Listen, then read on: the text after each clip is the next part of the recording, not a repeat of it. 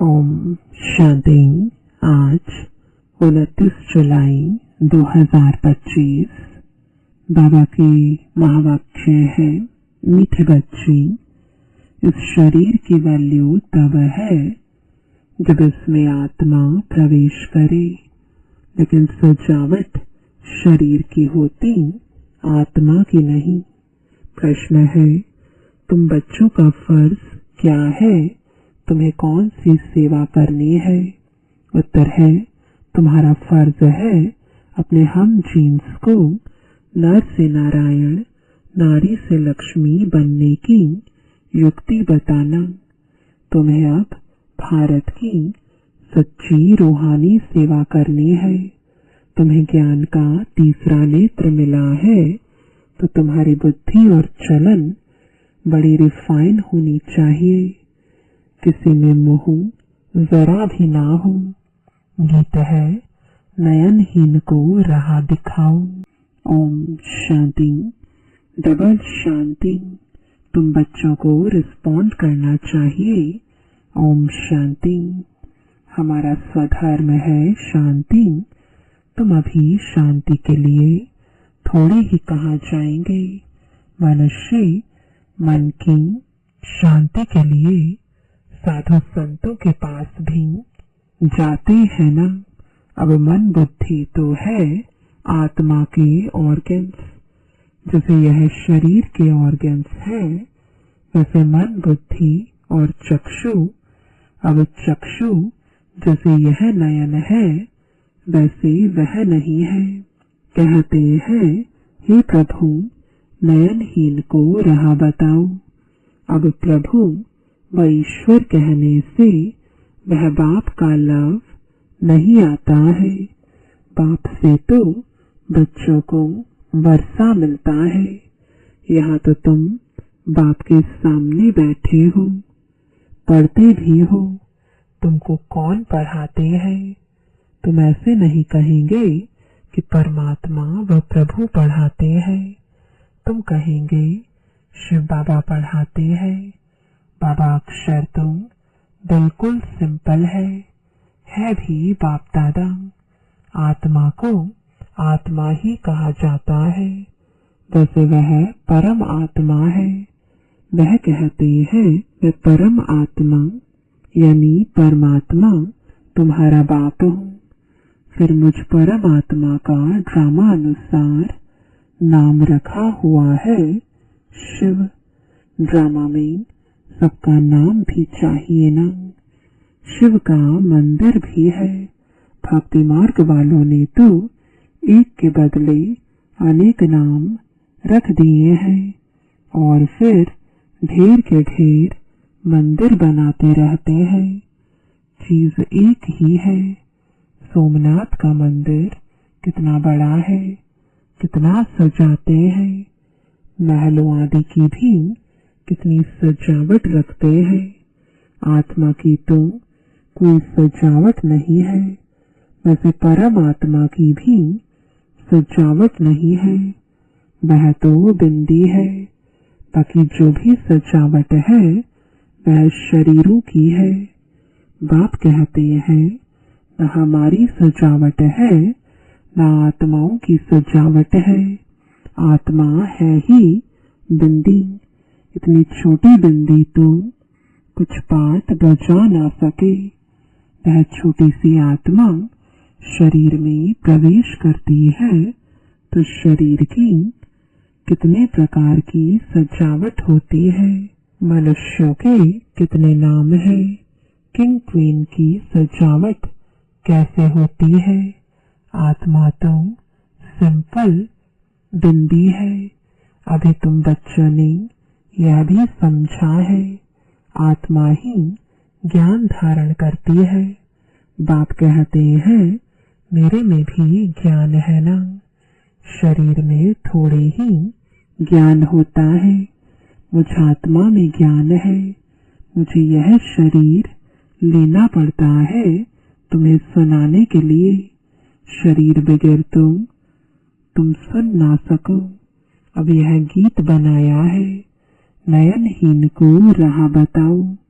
क्या शरीर को राह बतानी है? नहीं, आत्मा को आत्मा ही पुकारती है।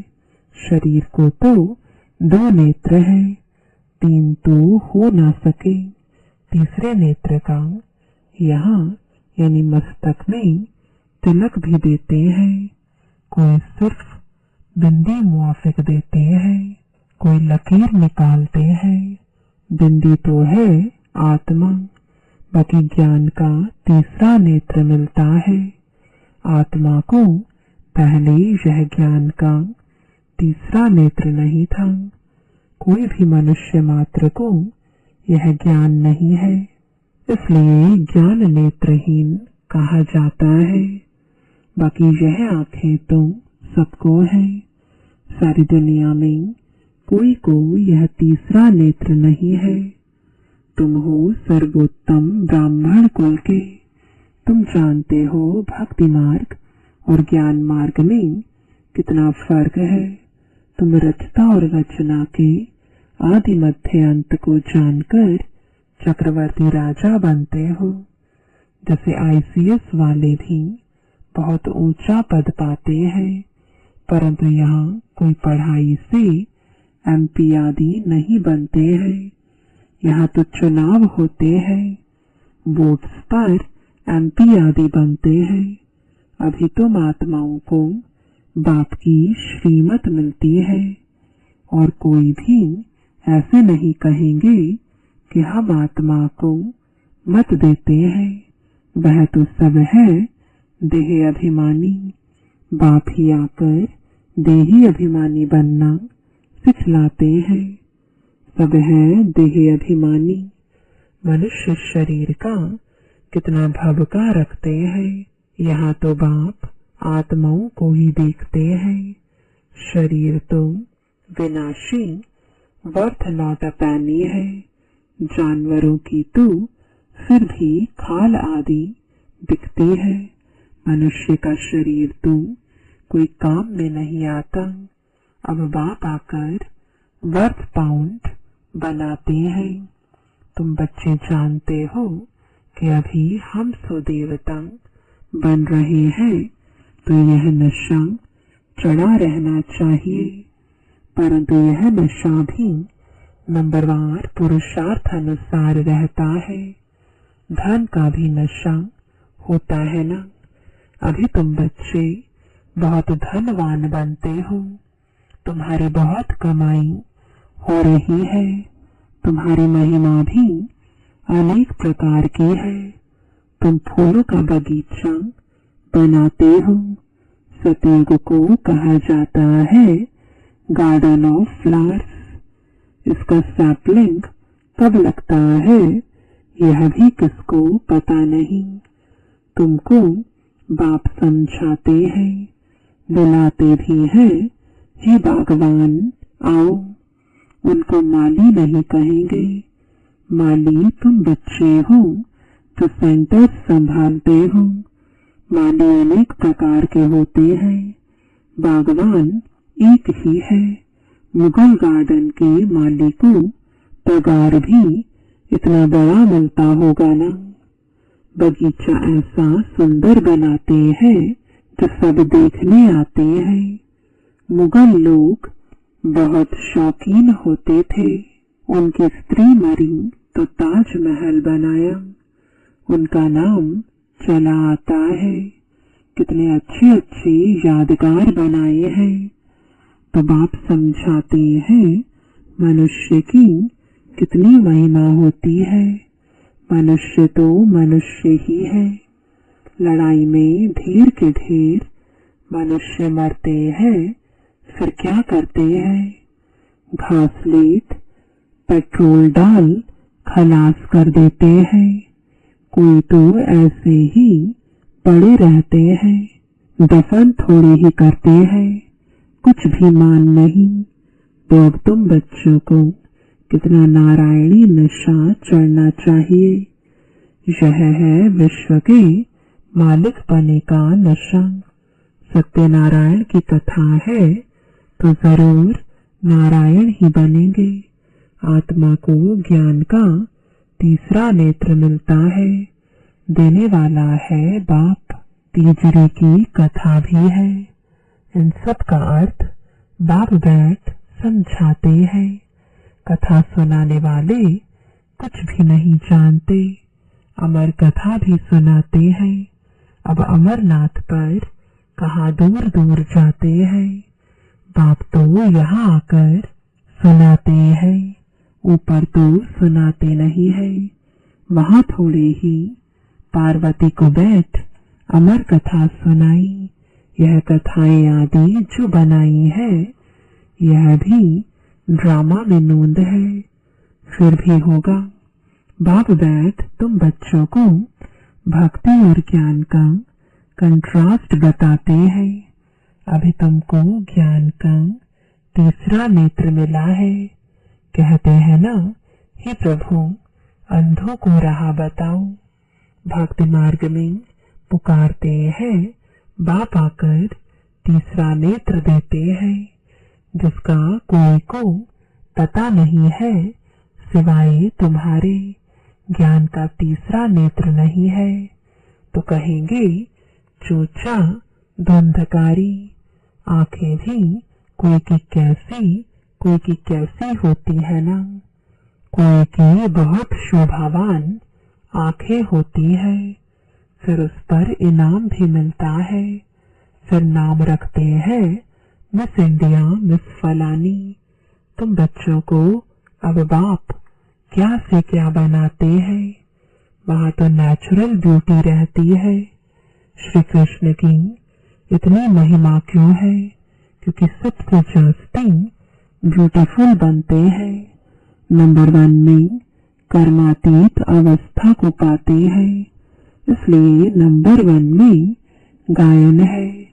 यह भी बाप बैठ समझाते हैं। बाप बार बार कहते हैं, बच्चे मन मना भव। हे आत्माएं, अपने बाप को याद करो। बच्चों में भी नंबरवार तो है ना। लौकिक बाप को भी समझो। 5 बच्चे हैं, उनमें जो बहुत सयाना होगा उनको नंबर 1 रखेंगे। माला का दाना हुआ ना, कहेंगे यह दूसरा नंबर है, यह तीसरा नंबर है। एक जैसे कभी नहीं होते हैं। बाप का प्यार भी नंबरवार होता है। वह है हद की बात, यह है बेहद की बात।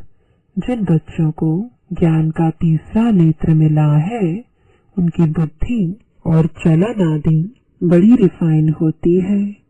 एक किंग ऑफ फ्लावर होता है, तो यह ब्रह्मा और सरस्वती किंग क्वीन फ्लावर ठहरे। ज्ञान और याद दोनों में तीखे हैं। तुम जानते हो, हम देवता बनते हैं, मुख्य 8 रत्न बनते हैं। पहले पहले है फूल, फिर युगल दाना, ब्रह्मा सरस्वती। माला से मरते हैं ना। वास्तव में तुम्हारा पूजन नहीं है, सिमरण है। तुम्हारे ऊपर फूल नहीं चढ़ सकते हैं। फूल तब चढ़े जब शरीर भी पवित्र हो। यहाँ कोई का भी शरीर पवित्र नहीं है, सब विष से पैदा होते हैं, इसलिए विकारी कहा जाता है। इन लक्ष्मी नारायण को कहते ही हैं संपूर्ण निर्विकारी। बच्चे तो पैदा होते होंगे ना, ऐसे तो नहीं कोई ट्यूब से बच्चा पैदा हो जाएगा। यह भी सब समझने की बातें हैं। तुम बच्चों को यहाँ 7 रोज भट्टी में बिठाया जाता है। भट्टी में ईंटें कोई तो पूरी पक जाती है, कोई कच्ची रह जाती है। भट्टी का मिसाल देते हैं। अब ईंट की भट्टी का थोड़े ही शास्त्रों में वर्णन हो सकता है। फिर उसमें बिल्ली की भी बात है। गुलबकावली की कहानी में भी बिल्ली का नाम दिखाया है। दीवे यानी दीपक को बुझा देती है। तुम्हारा भी यह हाल होता है ना। माया बिल्ली विघ्न डाल देती है, तुम्हारी अवस्था को ही गिरा देती है। देह अभिमान है पहला नंबर, फिर और विकार आते हैं। मोह भी बहुत होता है। बच्ची कहे मैं भारत को स्वर्ग बनाने की रूहानी सेवा करूंगी। मोहवश माँ बाप कहते हम अलाउ नहीं करेंगे। यह भी कितना मोह है। तुम्हें मोह की बिल्ली या बिल्ला नहीं बनना है। तुम्हारी एम ऑब्जेक्ट ही यह है। बाप आकर मनुष्य से देवता, नर से नारायण बनाते हैं। तुम्हारा भी फर्ज है अपने हम जीन्स की सेवा करना, भारत की सर्विस करना। तुम जानते हो हम क्या थे, क्या बन गए हैं। अब फिर पुरुषार्थ करो राजाओं का राजा बनने के लिए। तुम जानते हो हम अपना राज्य स्थापन करते हैं। कोई तकलीफ की बात नहीं। विनाश के लिए भी ड्रामा में युक्ति रची हुई है। आगे भी मुसलों से लड़ाई लगी थी। जब तुम्हारी पूरी तैयारी हो जाएगी, सब फूल बन जाएंगे, तब विनाश होगा। कोई किंग ऑफ फ्लावर है, कोई गुलाब, कोई मोतिया। हर एक अपने को अच्छी रीति समझ सकते हैं कि हम अक है न फूल है। बहुत है जिनको ज्ञान की कुछ धारणा नहीं होती है। नंबरवार तो बनेंगे ना, या तो बिल्कुल हाईएस्ट या तो बिल्कुल लोएस्ट। राजधानी यहाँ ही बनती है। शास्त्रों में तो दिखाया है पांडव गल मरे, फिर क्या हुआ कुछ भी पता नहीं। कथाएं तो बहुत बनाई है, ऐसी कोई बात है नहीं। अभी तुम बच्चे कितने स्वच्छ बुद्धि बनते हो। बाबा तुमको बहुत प्रकार से समझाते रहते हैं। कितना सहज है सिर्फ बाप को और वर्षे को याद करना है। बाप कहते हैं मैं ही पतित पावन हूँ। तुम्हारी आत्मा और शरीर दोनों पतित है। अब पावन बनना है। आत्मा पवित्र बनती है तो शरीर भी पवित्र बनता है। अभी तुमको बहुत मेहनत करनी है। बाप कहते हैं बच्चे बहुत कमजोर हैं, याद भूल जाती है। बाबा खुद अपना अनुभव बताते हैं। भोजन पर याद करता हूँ, शिव बाबा हमको खिलाते हैं, फिर भूल जाते हैं, फिर स्मृति में आता है। तुम्हारे में भी नंबरवार पुरुषार्थ अनुसार है। कोई तो बंधन मुक्त होते हुए भी फिर फंस मरते हैं। धर्म के भी बच्चे बना देते हैं। अभी तुम बच्चों को ज्ञान का तीसरा नेत्र देने वाला बाप मिला हुआ है। इनको फिर नाम दिया है तीसरी की कथा, अर्थात तीसरा नेत्र मिलने की कथा। अब तुम नास्तिक से आस्तिक बनते हो। बच्चे जानते हैं बाप बिंदी है, ज्ञान का सागर है। वह तो कह देते नाम रूप से न्यारा है। अरे ज्ञान का सागर तो जरूर ज्ञान सुनाने वाला होगा ना। इनका रूप भी लिंग दिखाते हैं, फिर उनको नाम रूप से न्यारा कैसे कहते। सैकड़ों नाम रख दिए हैं। बच्चों की बुद्धि में यह सारा ज्ञान अच्छी रीति रहना चाहिए। कहते भी है परमात्मा ज्ञान का सागर है। सारा जंगल कलम बनाओ तो भी अंत नहीं हो सकता है। अच्छा, मीठे मीठे सिकिलदे बच्चों प्रति माता पिता बाप दादा का याद प्यार और गुड मॉर्निंग। रूहानी बाप की रूहानी बच्चों को नमस्ते। रूहानी बच्चों की रूहानी बाप दादा को गुड मॉर्निंग और नमस्ते। धारणा के लिए मुख्य सार है पहला, अभी हम बाप द्वारा वर्त पाउंड बने हैं। हम तो देवता बनने वाले हैं।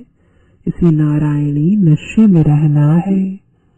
बंधन मुक्त बन सेवा करनी है। बंधनों में फंसना नहीं है। दूसरा, ज्ञान योग में तीखे बन माता पिता समान किंग ऑफ फ्लावर बनना है।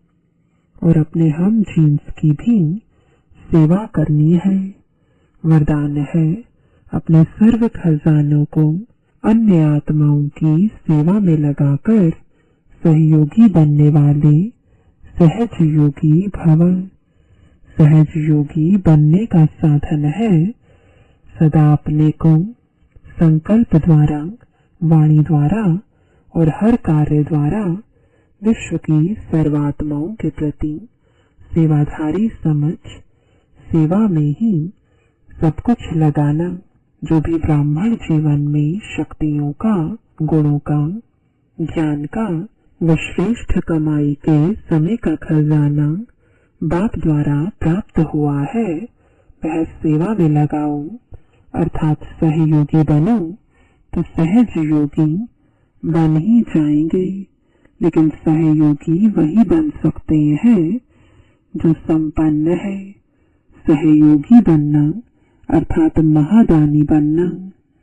स्लोगन है, बेहद के बैरागी बनो तो आकर्षण के सब संस्कार सहज ही खत्म हो जाएंगे। आज का अव्यक्त इशारा, संकल्पों की शक्ति जमा कर श्रेष्ठ सेवा के निमित्त बनो। जैसे अपने स्थूल कार्य के प्रोग्राम को दिनचर्या प्रमाण सेट करते हो, ऐसे अपनी मनसा समर्थ स्थिति का प्रोग्राम सेट करो तो संकल्प शक्ति जमा होती जाएगी। अपने मन को समर्थ संकल्पों में बिजी रखेंगे तो मन को अपसेट होने का समय ही नहीं मिलेगा। मन सदा सेट अर्थात एकाग्र है तो स्वतः अच्छे वाइब्रेशन फैलते हैं, सेवा होती है। ओम शांति।